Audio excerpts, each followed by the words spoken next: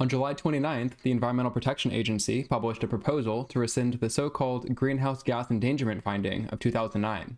The EPA administrator, Lee Zeldin, announced this proposal while at a truck dealership in Indiana. Standing next to him were a group of people who mostly made sense. Indiana Governor Mike Braun, Indiana Attorney General Todd Rokita, U.S. Representative Jim Baird, Indiana Secretary of Energy and Natural Resources Suzanne Jaworowski, and Gary Langston of the Indiana Motor Truck Association. But all the way on the left is someone with no ties to Indiana at all, or the EPA. That's your Secretary of Energy, Chris Wright. What is Secretary Wright doing there? Answering this question will connect a lot of dots and help us understand what this whole push to roll back EPA regulations is really about. On the same day as the EPA announcement, Secretary Wright's Department of Energy published their own report titled A Critical Review of Impacts of Greenhouse Gas Emissions on the U.S. Climate. To craft this report, Chris Wright selected what he calls a diverse team of independent experts, by which he means that he handpicked 5 academics known for their skeptical views towards climate change and asked them to write a critical report on how greenhouse gas emissions affect the climate. How brave of the secretary, standing up for objectivity. We'll take a look into this report in a bit, and although there are far too many absurdities in its 141 pages to cover in one video, we will look at several major claims that just don't hold up to scrutiny. But before we even get to the report, let's back up a little bit. Starting with the EPA, who are they? What crazy leftists decided that it was such a good idea to create an environmental protection agency? Turns out it was Richard Nixon. In a message from President Nixon to Congress way back in 1970, he proposes that the government's environmental-related activities have grown up piecemeal over the years. The time has come to organize them rationally and systematically. He calls for the creation of a new agency, the Environmental Protection Agency, which would become the new home for the already existing Federal Water Quality Administration, the National Air Pollution Control Administration, the Bureau of Solid Waste Management, and some of the responsibilities of other parts of the government, like the FDA. Now keep in mind that the president, in normal times, has not gotten to decide how much money gets spent by the various parts of the government. Congress has the unique power of the purse. So this creation of the EPA was really just a reorganization. Congress had already passed a law authorizing environmental regulation, including the Clean Air Act, which was first passed in 1955. The EPA simply became a centralized authority that would be in charge of researching environmental pollutants, creating national standards as instructed by U.S. environmental laws like the Clean Air Act, and enforcing those standards. Additionally, with the creation of the EPA came the creation of the EPA Administrator, a person appointed by the President and confirmed by the Senate, who would officially inherit the oversight of all the functions transferred to the EPA. More on the Administrator later. So that's the EPA, an independent agency created in 1970 to centralize responsibility for environmental protection. Next, let's look at the legislation most relevant to the endangerment finding, and that's the Clean Air Act. The Clean Air Act was passed in 1963 as an amendment to the Air Pollution Control Act that was passed earlier in 1955. Since then, Congress has amended the act dozens of times. It was the amendment of 1965, the so-called Motor Vehicle Air Pollution Control Act, that ultimately led to the moment we're in today. This amendment was the first to set vehicle emission standards, establishing regulations for pollutants like hydrocarbons. That's just straight up gasoline. Seems pretty important to limit how much gas cars are allowed to leak into the environment. And carbon monoxide. That's the noxious gas formed by fossil fuel combustion, which is why households with natural gas stoves have to have carbon monoxide detectors. But the Motor Vehicle Air Control Act also added a more general clause to the Clean Air Act. Section 202A. The administrator shall by regulation prescribe in accordance with the provisions of this section standards applicable to the emission of any air pollutant from any class or classes of new motor vehicles or new motor vehicle engines, which in his judgment cause or contribute to air pollution which may reasonably be anticipated to endanger public health or welfare.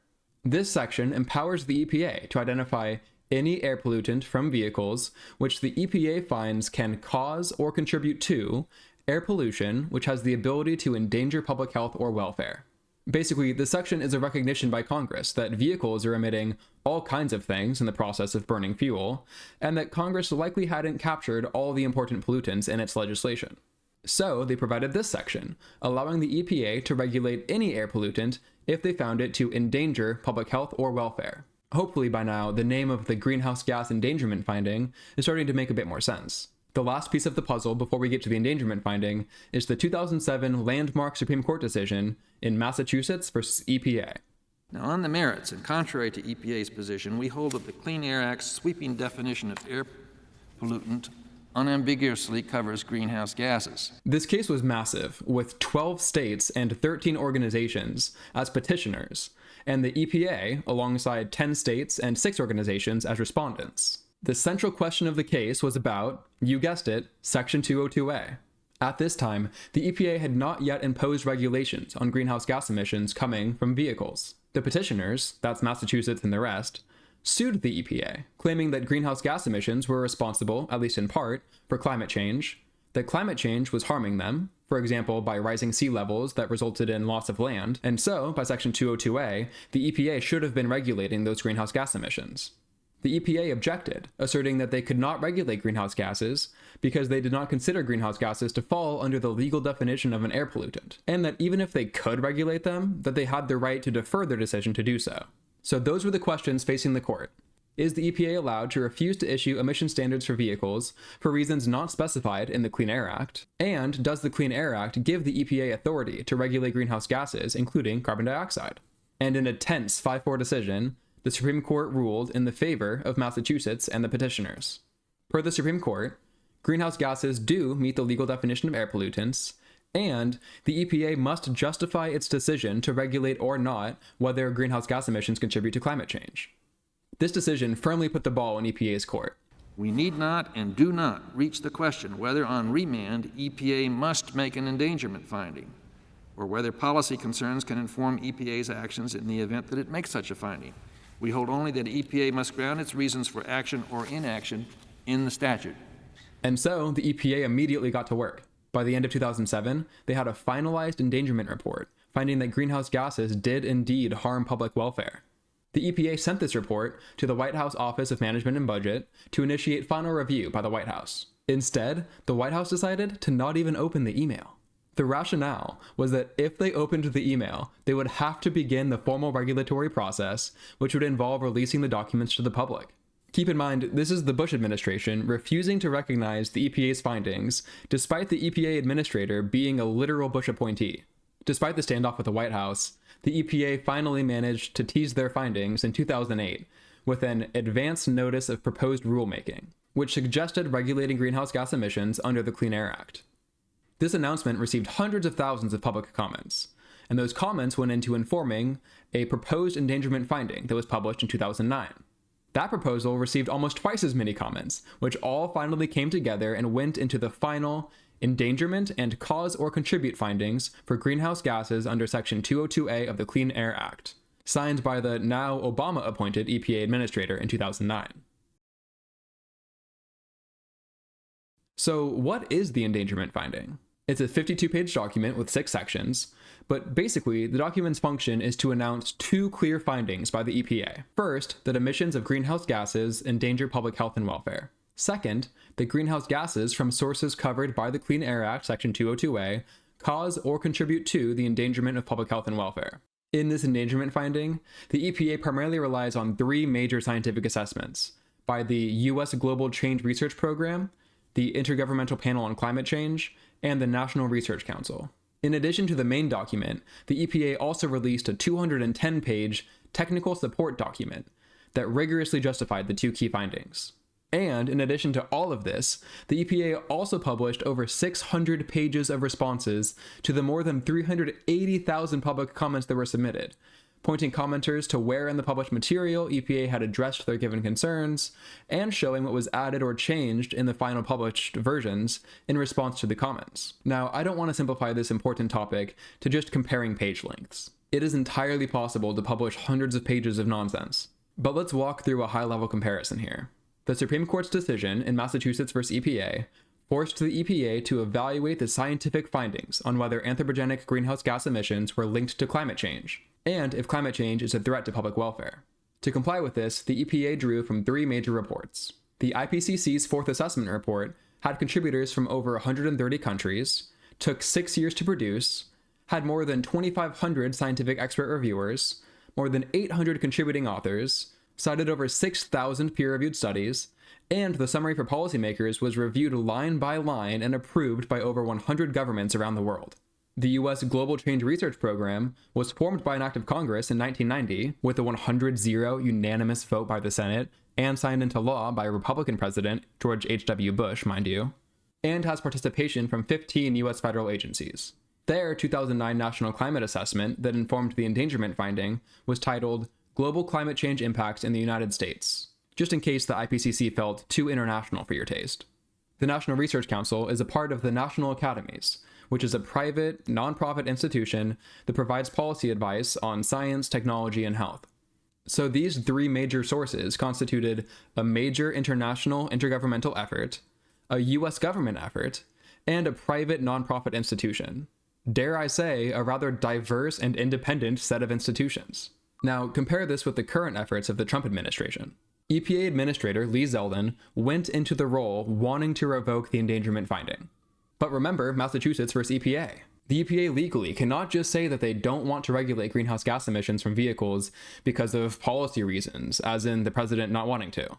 The Supreme Court said they must provide an informed judgment as to whether greenhouse gases negatively impact public welfare. The problem is that there already exists this robust endangerment finding that we just walked through together. So Zeldin needed to come up with scientific evidence that he could use to discredit the endangerment finding. And finally, we've come full circle. Enters Secretary of Energy Chris Wright. Chris Wright commissioned a report that would need to sufficiently challenge the endangerment finding. All 800 plus pages of material, based on a body of scientific research by thousands of experts from around the world. So what did he come up with? 5 people. 5. As in 1, 2, 3, 4, 5. This is the Climate Working Group, tasked with providing scientific evidence to upend the endangerment finding. By my count, the EPA's proposal to remove the endangerment finding and greenhouse gas vehicle standards cites this DOE Climate Working Group report 17 times. Let's quickly debunk a few of the uses of the report, shall we? The EPA cites from the DOE report that carbon dioxide's concentration in the atmosphere is less than 10% of the permissible exposure limit and will stay far below that limit through the end of the 22nd century. But the reason greenhouse gas emissions pose a threat to public welfare is not carbon dioxide poisoning. It's climate change. The endangerment finding is exceedingly clear on this. Reducing greenhouse gas emissions from all vehicles and engines in the United States to 0 would not have a scientifically measurable impact on greenhouse gas emission concentrations or global warming potential. This doesn't sound right. Let's look at the DOE report. Chris Wright's report says, US cars and light trucks account for only 3% of global energy-related CO2 emissions. This argument falls apart immediately when you realize that the EPA Administrator Zeldin is also getting rid of greenhouse gas emission standards for coal plants. Addressing climate change is an effort across the government and economy. No one sector is responsible for all emissions. But that doesn't mean that each effort is important. It's kind of like criticizing efforts to get more Americans to vote by focusing on one volunteer who registered 3 people at a grocery store. No election has ever been decided by 3 people. Sure, but this one volunteer isn't the entire effort. IPCC scenarios depicting worst-case, business-as-usual assessments have been criticized as misleading. With the original endangerment finding, the EPA provided an entire document that responded to public comments on the validity of future projections. But anyway, the figure that the DOE provides to back up this claim shows actual CO2 emissions and 4 projections from the IPCC. These projections are called the Shared Socioeconomic Pathways, and they were introduced in the 2021 IPCC assessment. Funny enough, there are actually 5 pathways, and the DOE figure conveniently left out the lowest emission pathway to make it look like the pathways were strongly overestimating the actual emissions to date. If you actually include all 5 pathways, then you see that our emissions are currently tracking between the 2nd and 3rd pathway out of 5, even with the noticeable short-term dip due to COVID. And if you look, the EIA, or Energy Information Agency, which is a part of the DOE, estimates that by 2050, we're going to be right on top of the 3rd projection, which is right in the middle of the IPCC's 5 pathways. I'm not sure what's so misleading about that. Empirical data suggest that actual greenhouse gas emission concentration increase and corresponding warming trends through 2025 have tracked the IPCC's more optimistic scenarios. This is citing the same figure as the last point, so again, the DOE conveniently left out the most optimistic scenario in its figure, artificially making it look like actual emissions have tracked the most optimistic scenario. Also, COVID noticeably reduced emissions for a few years, such that we're just now starting to return to pre-COVID emission levels. Lastly, the point of these pathways is to show different scenarios out to 2100. To obsess over the first literal 4 data points since the IPCC 6th assessment came out, when those data points are still fitting reasonably within the pathways, is just missing the point. The oceans have demonstrated a greater capacity to take up and process carbon dioxide without resulting in the anticipated negative impacts on pH and ocean ecosystems, including coral reefs. Oh boy, I am by no means a marine biologist. I'm not even a biologist, but this smells fishy. First off, the DOE report does show that ocean pH has decreased consistently. This figure shows it dropping from 8.11 to 8.05 between 1985 and 2022. And the report says in the text that it was 8.2 in pre-industrial times. So that part of the EPA proposal is just a lie? The DOE report also tries to say that the term ocean acidification is a misnomer because the oceans are not expected to become acidic, they're alkaline, and that ocean neutralization would be more accurate, which I have to say is the nerdiest and dumbest thing I've read all week. As a scientist, reducing a liquid's pH is acidification. Literally, the way carbon dioxide gets taken up by the ocean is by the creation of carbonic acid, which dissociates and leaves behind a hydrogen ion. This is, by definition, an acidifying reaction. Whatever. On the point about not negatively impacting ocean ecosystems, including coral reefs, amazingly, the EPA addressed this point way back in 2009 when responding to public comments on their endangerment finding.